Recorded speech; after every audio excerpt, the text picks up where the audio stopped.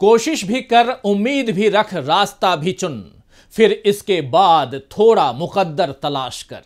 नमस्कार, मैं हूं राजीव और आप देख रहे हैं घूमता हुआ आईना। पीएम मोदी की कथनी और करनी में कितना फर्क है दोस्तों, इसके कई एग्जाम्पल, कई उदाहरण पिछले 10 सालों में देश ने देखे हैं और अब एक बार फिर मोदी ने उसकी मिसाल पेश कर दी है। एक साथ देश के 60% लोगों की आवाज पर ताला लगा दिया। पीएम मोदी ने देश को 5 ट्रिलियन इकोनॉमी बनाने का ख्वाब भी दिखाया था, लेकिन अभी पता चल रहा है कि देश पर इस वक्त 2.47 ट्रिलियन डॉलर का कर्ज हो गया है, यानी 205 लाख करोड़ का कर्ज हो गया है। इसका यह मतलब है कि देश के हर नागरिक पर, आप पर, हम सब पर 1,40,000 का कर्ज मोदी सरकार ने चढ़ा दिया है। मोदी ने देश की बेटियों को बढ़ाने और बचाने की मुहिम भी छेड़ी थी, आप याद कीजिए। लेकिन ओलंपिक पदक जीतने वाली महिला पहलवान साक्षी मलिक को रोते हुए कुश्ती से संन्यास लेने का ऐलान करना पड़ा। मोदी राज की ऐसी कई परतें अब लोगों के सामने खुल रही हैं। इसीलिए राहुल गांधी को कहना पड़ा कि मोदी जी ने देश के 60% लोगों की आवाज खामोश कर दी है। आइए जरा सुन लीजिए राहुल गांधी को। हर एमपी लाखों वोट लेके आता है, आपने सिर्फ 150 लोगों का अपमान नहीं किया,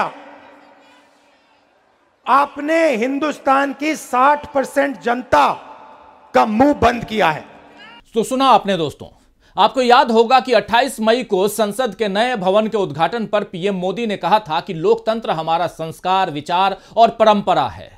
इसके बाद 18 से 22 सितंबर तक संसद का विशेष सत्र बीजेपी सरकार ने बुला लिया था। यह नए भवन में पहला संसद सत्र था और इस मौके पर भी मोदी जी ने अपने भाषण में विपक्ष को रोना धोना छोड़ने की नसीहत दी थी और कहा था कि मैं आशा करता हूं कि पुरानी बुराइयों को छोड़कर उत्तम से उत्तम अच्छाइयों को साथ लेकर हम नए सदन में प्रवेश करेंगे और नए सदन में अच्छाइयों की मूल्य वृद्धि करने में कोई कमी नहीं रखेंगे। यह प्रण हम सभी सांसद लेकर चलें।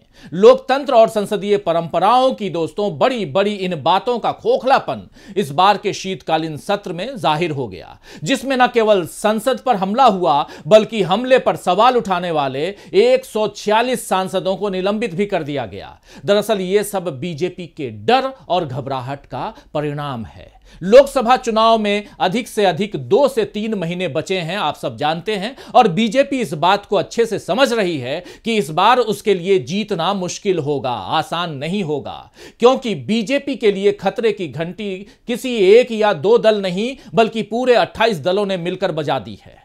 जी हां, देश के सियासी माहौल में इस वक्त तरह तरह की घंटियों की आवाज गूंजने लगी है। एक तरफ लोकसभा चुनाव की तैयारी की घंटी बज रही है, तो दूसरी तरफ सत्ता पर फिर से काबिज होने की तैयारी में लगी हुई बीजेपी ने राम मंदिर की घंटी को बजाना शुरू कर दिया है।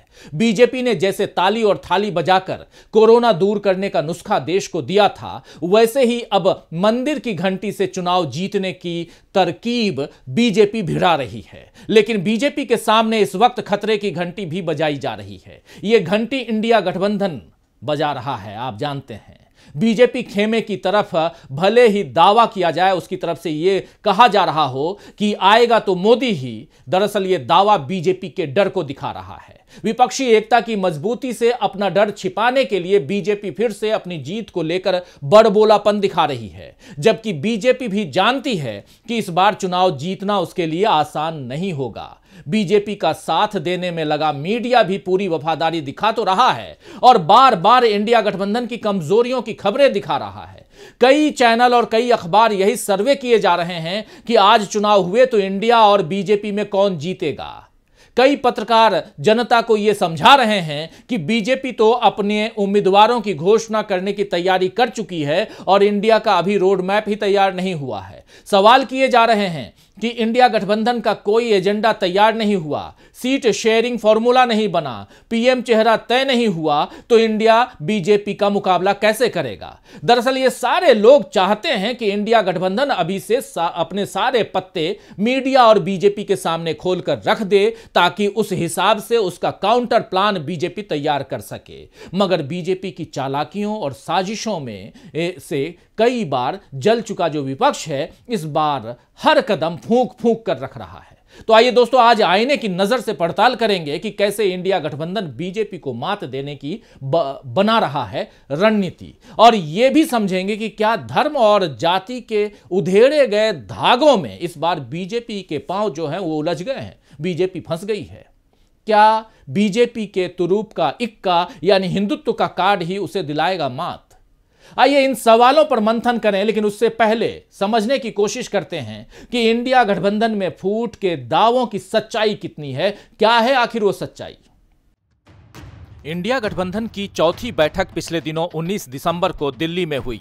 खास बात यह थी कि ये बैठक विधानसभा चुनावों के बाद हुई। इस बैठक से पहले ही मीडिया ने कांग्रेस की कमजोरी को लेकर माहौल बनाना शुरू कर दिया था कि छत्तीसगढ़, मध्य प्रदेश और राजस्थान में कांग्रेस की हार के बाद अब इंडिया के बाकी दलों के बीच कांग्रेस का सम्मान कम हो जाएगा। अब बाकी नेता राहुल गांधी की बात नहीं सुनेंगे।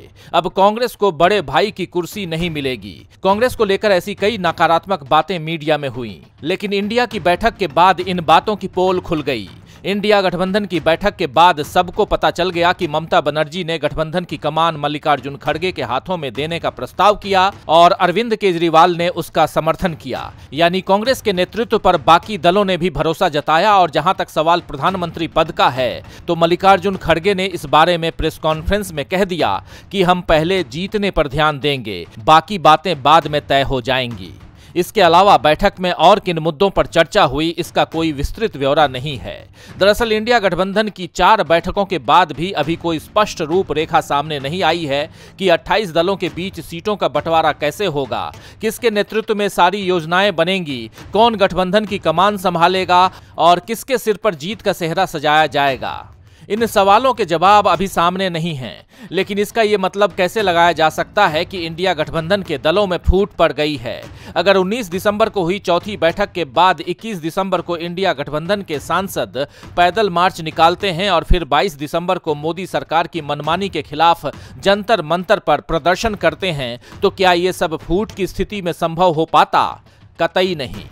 इंडिया के सभी दलों का बार बार साथ आना और मिलकर विरोध की आवाज बुलंद करना यही बताता है कि गठबंधन अभी बना हुआ है और उसमें कोई फूट नहीं है। बीच बीच में अलग अलग नेताओं के जो बयान सामने आते हैं, उसमें किसी एक हिस्से को उठाकर विवाद खड़े करने की कोशिश मीडिया में होती रही है और इसी से पता चलता है कि इस बार विपक्षी ताकत से बीजेपी को वाकई डर लग रहा है। असल बात यह है कि इंडिया के सभी 28 दल इस बात को समझ चुके हैं कि उनके लिए करो या मरो वाली नौबत आ चुकी है। जिस तरह इस बार के शीतकालीन सत्र में मोदी सरकार ने सत्ता का चाबुक लोकतंत्र की पीठ पर मारा है, उससे यही मैसेज सामने आया है कि मोदी सरकार में अब विरोध की और विपक्ष की आवाज के लिए कोई जगह नहीं बची है। इंडिया गठबंधन इसी मैसेज को लेकर अब देश की जनता के बीच पहुंच गया है और लोगों को यह समझाया जा रहा है कि इस बार के चुनाव में अगर बीजेपी की जीत हुई तो फिर केवल मनमाना तंत्र बचेगा, लोकतंत्र से लोक पूरी तरह गायब हो जाएगा। तो बीजेपी की मौजूदा सरकार में लोकतंत्र को कितनी गहरी चोट पड़ी है, इसकी ताजा मिसाल संसद से करीब 150 विपक्षी सांसदों का निलंबन है। इन सांसदों ने मोदी सरकार से केवल यही सवाल किया था कि 13 दिसंबर को 2 लोग संसद के भीतर कैसे घुस आए, किस तरह संसद की सुरक्षा में सेंध लगी है, क्या हमारे सांसद सुरक्षित हैं, क्या देश सुरक्षित है। विपक्ष के सांसद इतना ही चाहते थे कि गृह मंत्री अमित शाह इस बारे में सदन के भीतर आकर जवाब दें, लेकिन मोदी सरकार को इन सवालों में शायद अपने खिलाफ विद्रोह की गंध आई और आनन फानन में आधे से ज्यादा संसद खाली करा दी गई। पुराने भवन को छोड़कर संसद की नई इमारत इसलिए बनाई गई थी ताकि यहां अधिक से अधिक लोग बैठ सकें, यानी हिंदुस्तान की जनता को ज्यादा से ज्यादा प्रतिनिधित्व मिल सके। लेकिन हुआ यह कि एक बार में करोड़ों हिंदुस्तानियों से उनकी आवाज को छीन लिया गया। मोदी सरकार के इस रवैये से जाहिर होता है, यही जाहिर हो रहा है कि वो अपने लिए न कोई विरोध चाहती है और न ही कोई सवाल चाहती है। केवल ऐसा माहौल चाहती है मोदी सरकार जिसमें उसकी मनमानी बेरोक टोक चलती रहे। हालांकि इसका खामियाजा अब देश भुगत रहा है। आरजेडी सांसद मनोज झा ने ट्विटर पर लिखा, सवाल मुक्त मीडिया, प्रतिरोध मुक्त सड़क, विपक्ष मुक्त संसद, मोगाम्बो खुश हुआ। जय हिंद तो फिर भी बोलेंगे।